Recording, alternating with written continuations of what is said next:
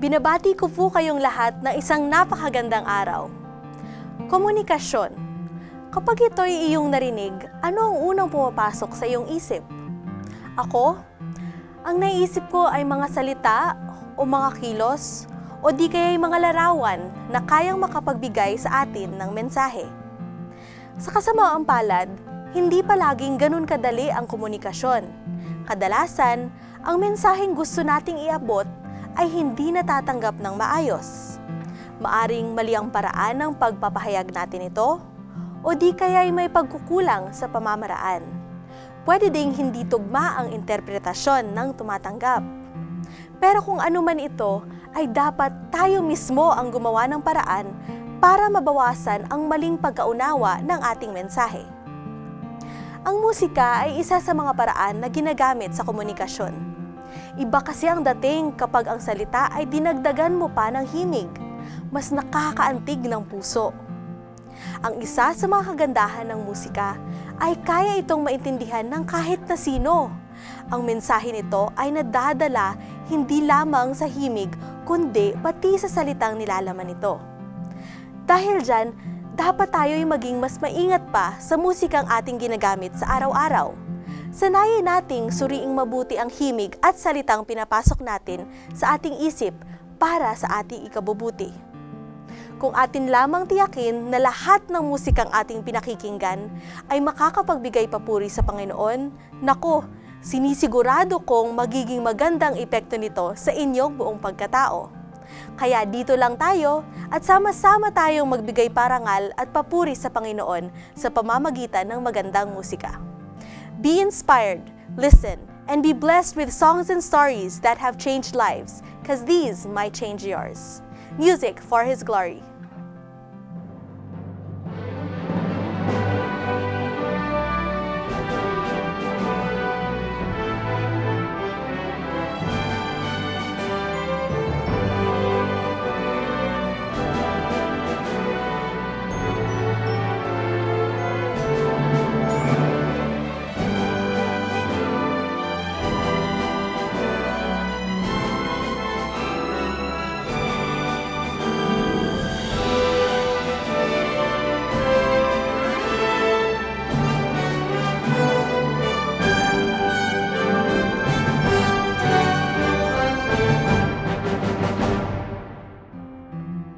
Makikita natin sa Luke 5:16 na si Jesus ay humiwalay sa kanyang mga alagad at nagpunta sa ilang upang manalangin. Kung ang Panginoon na mismo ay ginawa ito, tayo pa kaya na pawang tao lamang? Kadalasan, sa ganitong tahimik at matiwasay na paligid, mas mauunawaan natin ang mensaheng nais ipaabot ng ating Panginoon. Yan ang ginawa ni Pastor Bong Fidacan. Tunghayan natin ang kanyang karanasan sa pagbuo ng isang awitin. Ako si Bong Fidacan, isang ministro ng Seventh-day Adventist Church. Bata pa lang ako ay gusto ko na ng musika. As early as 2 years old, pinapakanta ko ng nanay ko sa church. At syempre, sa worship sa bahay, lagi kami kumakanta.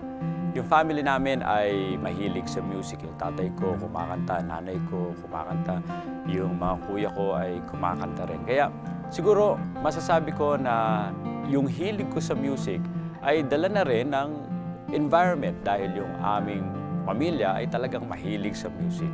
And when you go to church, talagang yung church worship ay puno-puno ng musika mula umpisa hanggang sa uli. Music talaga ang pinagtutuunan dyan. Ang music talaga ay hindi mo pwedeng sabihin na mapagsasawaan mo or you will grow off sa music. Dahil sa akin, music is very part of my life. No? Hindi ko ma-imagine ang music na wala sa buhay. Hindi ko ma-imagine na maglalakad ako na wala akong maririnig na tugtog. Hindi ko rin ma-imagine na hindi ako aawit. Dahil hindi lumipas ang isang araw na hindi ako kumanta. Napaka-importante sa aking buhay ang music. Isa sa mga dahilan ay kapag ako ay nalulungkot, ay kumakanta ako. Pagka ako ay masaya, ay kumakanta rin naman ako. kapag meron akong mga problema sa buhay, ako rin ay kumakanta. You can just imagine, nagmumotor, halimbawa ako ay nagmumotor, nakaisip ng tune na dapat i-compose o kaya naisip sa aking isipan. Habang ako ay nagmumotor niyan, nandyan yung tune, no? Nabubuo sa aking isipan. Nung una ay kumakanta lang ako ng mga awit galing sa ibang mga composer. At syempre, yun ang naging inspiration sa akin. Like any other composer, nag-umpisa sila sa pagsulat ng mga tula.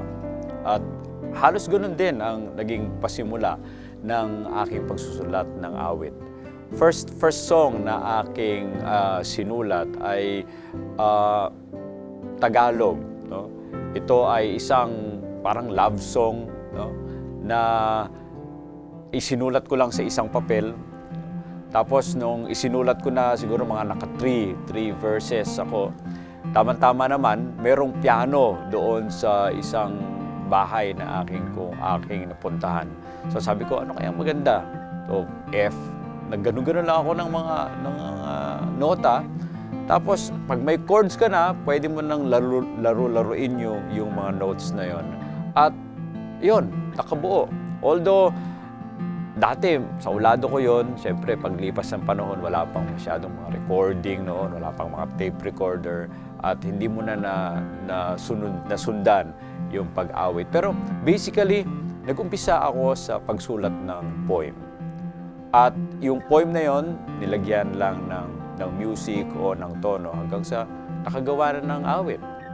Ang dahilan kung bakit naisulat itong awit na to is that I am thinking na yung ating mga elementary student ay lalo pang mapalapit sa ating Panginoon. At hindi lang sila mapalapit sa ating Panginoon, kundi yung mai-dedicate nila yung sarili nila sa gawain ng ating Panginoon. Kaya nga, yung ating service, ang focus ay pagkatapos nilang marinig ang salita ng ating Panginoon, nandun sila, nakatayo sila para maglingkod rin naman sa mga kaibigan nila at sa mga kakilala nila, sa mga taong kanilang nakakasalamuha. The message of the song talks about the love of God. Kung papaano na inaakay tayo ng ating Panginoon, kung papaano yung kanyang kamay ay patuloy na nagbibigay sa atin ng gabay. No? So, yun. Iniisip natin na yung mga kabataan na tumanggap kay Kristo bilang personal at tagapagligtas ay tinanggap niya ang ating Panginoon dahil sa nakita niya yung pagpapala ng ating Panginoon. So, nandun sa awit na nakita yung pagpapala ng ating Panginoon, kaya nga naman, kung makita mo yung pagpapala ng ating Panginoon, patuloy mong itatalaga yung sarili mo sa Kanya. Yung awit, focus on love of God and His blessings, and focus rin naman doon sa dedication ng mga umaawit para italaga yung kanilang buhay sa ating Panginoon. Because of His love, they will also share that love to other people. Ang favorite part ko doon sa song is yung coda. No? It talks about so now I stand to hold this promise. Okay? For you alone I will follow. For I know that your hand will lead to victory as you deliver me. Ganito yung tone, yung tune nun. No? So now I stand to hold this promise. To you alone I will follow. For I know that your hand will lead to victory as you deliver me, deliver me. So, nandun yung promise ng ating Panginoon. Kaya nga, yung mga kabataan, we would like to push them or to encourage them na italaga yung kanilang sarili sa ating Panginoon. At kapag tinalaga nila ang sarili nila sa ating Panginoon, God or Jesus has promised that He will deliver everyone at hindi nila siya papabayaan. Music is really part of my life. At alam ko na hindi naman ako pipigilan ng ating Panginoon gumawa ng music. And I'm thinking na sa mga mensahe na aking ibibigay doon sa music, I would like to focus on God's love. Okay? Yung pag-ibig niya sa bawat isa sa atin, kung saan kanyang pangako na siya ay babalik muli dito sa mundong ito para tayo ay dalhin sa langit na bayan. At siyempre, nandyan pa rin yung ilang mga distinctive na ating pong nakikita.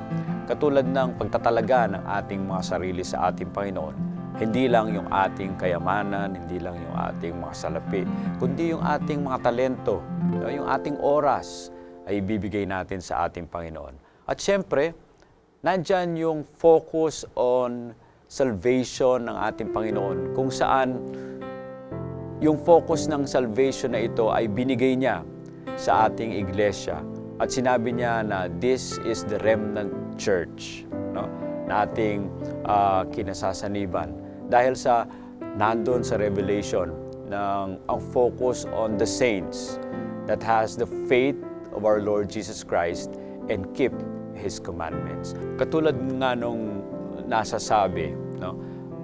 The journey of 1,000 miles begins with one single step. Okay? Now, yung mga nandyan, mga gusto nyong magsulat, ang akin lang gustong sabihin sa inyo ay, be yourself. Kung ano yung nasa kalooban ninyo, yun ang isulat ninyo. Kung ano yung gusto nyo iparating sa mga taong makikinig sa inyo, ay isulat ninyo. Now, merong mga pagkakataon na you need inspirations. Merong mga pagkakataon na pag ikaw ay malungkot, saka ka nakakasulat ng poem o ng awit.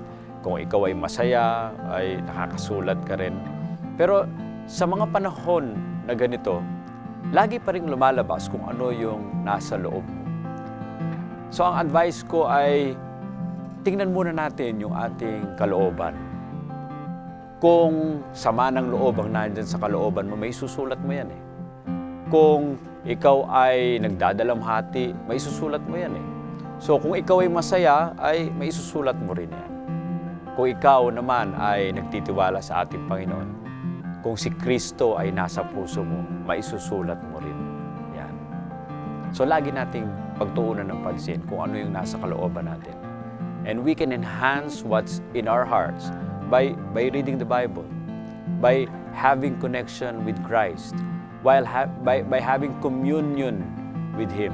At kung si Kristo ay nasa puso natin, the song that we're going to write is focus only on Christ.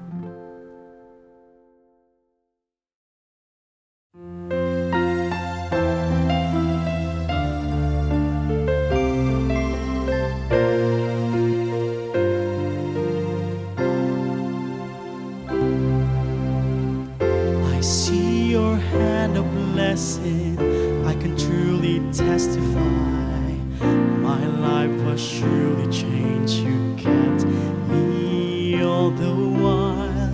Your words that lead me on to a wondrous path of life.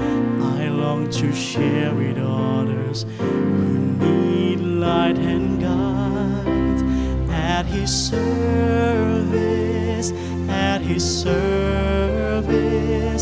I will go where He leads and speak for Him. Tell my friends to die for me, that He loves me endlessly, that my life is full of peace because of Him. At His service, no one else would take His place in my heart. Every action, every word, every thought will be of Him, and I surely serve Him for eternity. At His service.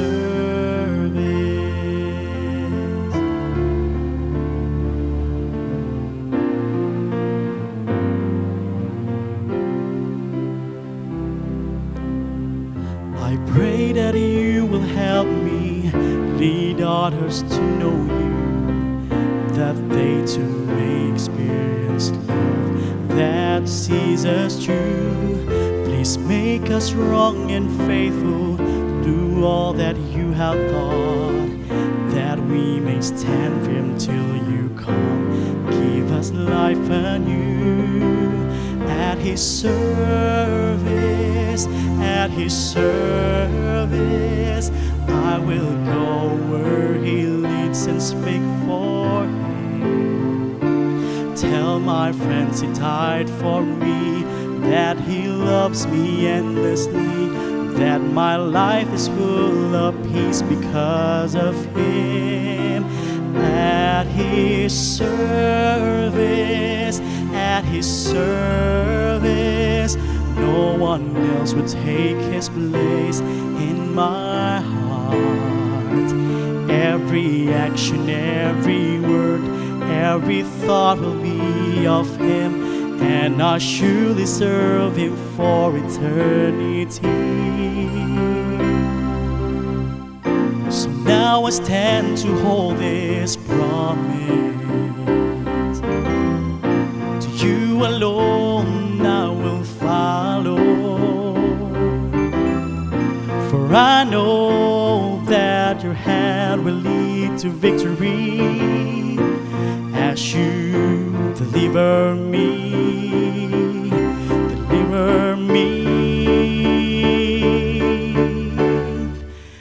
At His service, at His service, I will go where He leads and speak for Him. Tell my friends He died for me, that He loves me endlessly, that my life is full of peace because of Him. At His service, at His service, no one else will take His place in my heart. Every action, every word, every thought will be of Him, and I surely serve Him for eternity. At His service.